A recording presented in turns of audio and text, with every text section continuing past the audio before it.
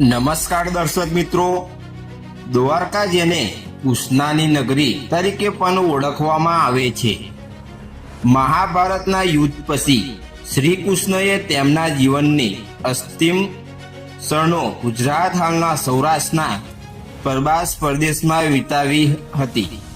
શ્રી કૃષ્ણના પઠાણ પછી દ્વારકાનું દરિયા ડૂબવું એ માત્ર ઐતિહાસિક ઘટના ન હતી, પરંતુ આધ્યાત્મિક દ્રશ્યોથી તે કળિયુગની શરૂઆત હતી. હિન્દુ ધર્મમાં ભગવાન વિષ્ણુના 8મા અવતાર ગણાતા શ્રી કૃષ્ણએ પોતાની લીલાઓ દ્વારા વિશ્વની સત્ય, ધર્મ અને ન્યાયનો માર્ગ બતાવ્યો છે. પરંતુ તેમના ધરતી પરથી ગયા પછી તેમની માર્ગ બતાવ્યો છે. પરંતુ તેમના ધરતી પરથી ગયેલા પછી તેમની રાજધાની ગણાતી દ્વારકાનું શું થયું, તે પ્રશ્ન સદીઓથી લોકોના મન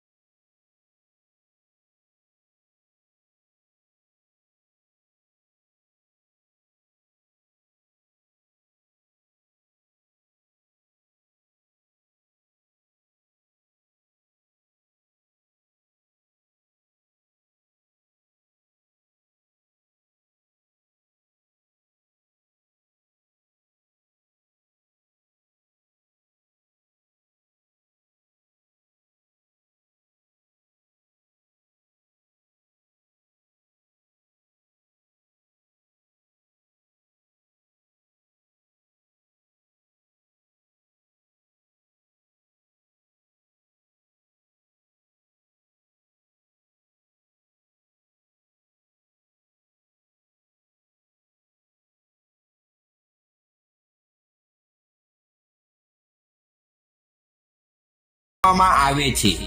મંદિરની ગોથિક રચના, સુંદર શિલ્પો અને આકર્ષક કલાત્મક કામ તેને ખાસ બનાવે છે.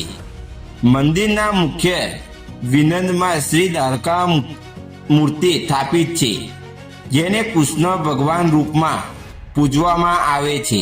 દ્વારકા મંદિર પણ 4 ધામ યાત્રા મુખ્ય ધામોમાં એક છે, જે યાત્રાળુઓ માટે અત્યંત મહત્વ ધરાવે છે. દ્વારકા નગરી ગુજરાત રાજ્યના સમુદ્ર કાંઠે આવેલા મહત્વપૂર્ણ અને પ્રાચીન પૌરાણિક શહેરો પૈકીનું એક છે.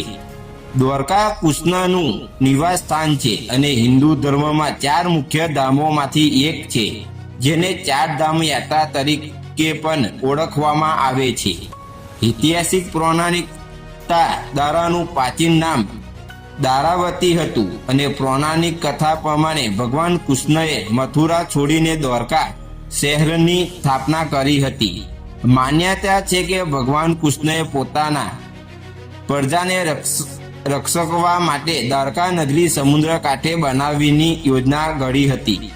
ઐતિહાસિક અનુસાર આ નગરી સમુદ્રમાં ડૂબી ગઈ હતી અને આના અવશેષો પણ તાજેતરના સમયગાળામાં સમુદ્રના તળિયે મળી છે. ધાર્મિક મહત્વ, દ્વારકા હિન્દુ ધર્મના 4 ધાર્મિક ધામોમાંથી એક છે, જેમાં યાત્રાળુઓ ભગવાન શ્રી કૃષ્ણના આશીર્વાદ મેળવવા માટે આવે છે. દ્વારકાધીશ મંદિર અહીંનું મુખ્ય આકર્ષણ છે, જેને ભગવાન કૃષ્ણને સમર્પિત માનવામાં આવે છે. આધુનિક દ્વારકા આજે દ્વારકા એક ધાર્મિક અને પર્યટક સ્થળ છે. દર વર્ષે લાખો શ્રદ્ધાળુઓ દ્વારકા દર્શન કરવા માટે આવે છે. દ્વારકા મંદિર, જે દ્વારકાધીશ મંદિર તરીકે ઓળખાય છે, તેની સ્થાપના ભગવાન શ્રી કૃષ્ણએ પુત્ર વ્રજનાભે કરી હતી. આ મંદિર દ્વારકાનાથ ભગવાન શ્રી કૃષ્ણને સમર્પિત છે અને પૌરાણિક શાસ્ત્ર અનુસાર તેનો ઐતિહાસિક પ્રાચીન કાળનો છે. હાલનું મંદિર 16મી સદીઓ વૈષ્ણવ મથકના અદ્ભુત ગાથાઓ મુજબ બંધાયું હતું. બેટ દ્વારકા ગુજરાતમાં દ્વારકાનગર પાસે આવેલા એક ટાપુની મહત્વપૂર્ણ ઐતિહાસિક અને ધાર્મિક જગ્યામાંથી એક છે. એ હિન્દુ ધર્મના અને કથાઓ મુજબ ભગવાન શ્રી કૃષ્ણની નગરી તરીકે જાણીતી છે. બેટ દ્વારકા સોનાની હતી એ આપણી લોકકથાઓ અને મુખમુખી વારસામાંથી આવે છે. આ દંત કથાઓમાં કહેવામાં આવે છે કે પ્રાચીન સમયમાં દ્વારકા નગર ખૂબ ઘનઘાટ અને સમુદ્રય હતું, જે સુવર્ણ અને અમૂલ્ય ધાતુઓથી ભરપૂર હતું. કેટલાક જૂના ગ્રંથોમાં અને લોકકથાઓમાં જોવા મળે છે કે દ્વારકા નગર પરમ પર્વતમાં ધરાવતું અને વૈભવભર હતું, પરંતુ ઐતિહાસિક અને વૈજ્ઞાનિક અનુમાન અનુસાર દ્વારકા નગર મોટા ભાગના ભાગો પૂર્ણ સમયની સાથે સમુદ્રમાં ડૂબી ગયું હતા.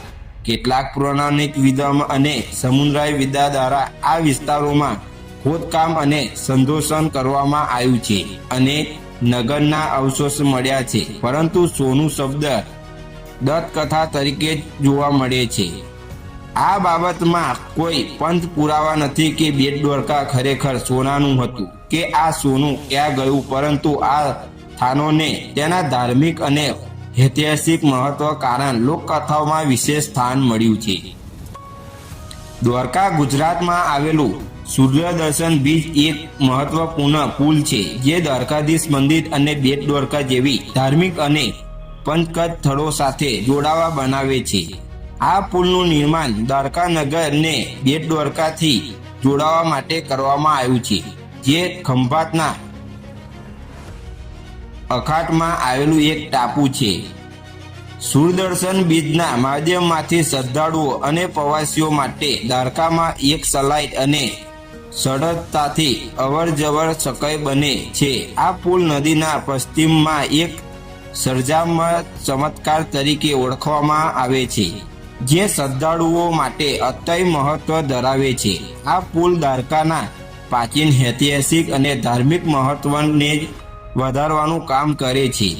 બેટ દ્વારકા ભગવાન શ્રી કૃષ્ણ જીવન સાથે જોડાયેલી એક મહત્વપૂર્ણ ધાર્મિક સ્થળ છે, જે ગુજરાત રાજ્યના દ્વારકા નજીક અરબી સમુદ્ર આવેલું છે. આ સ્થળને ભગવાન શ્રી કૃષ્ણ વસવાટ અને રાજસ્થાન તરીકે ઓળખવામાં આવે છે. તે માન્યતા છે કે શ્રી કૃષ્ણ આ સ્થળે પાંડવો અને અન્ય ભક્તોને દાન આપ્યું હતું. મિત્રો, આ વિડીયો તમને ગમ્યું હોય તો કોમેન્ટમાં જય શ્રી કૃષ્ણ લખવાનું ભૂલતા નહીં ને વિડીયોને તમે નવા હોય તો ચેનલને સબસ્ક્રાઇબ જરૂર કરી જજો. ધન્યવાદ. જય શ્રી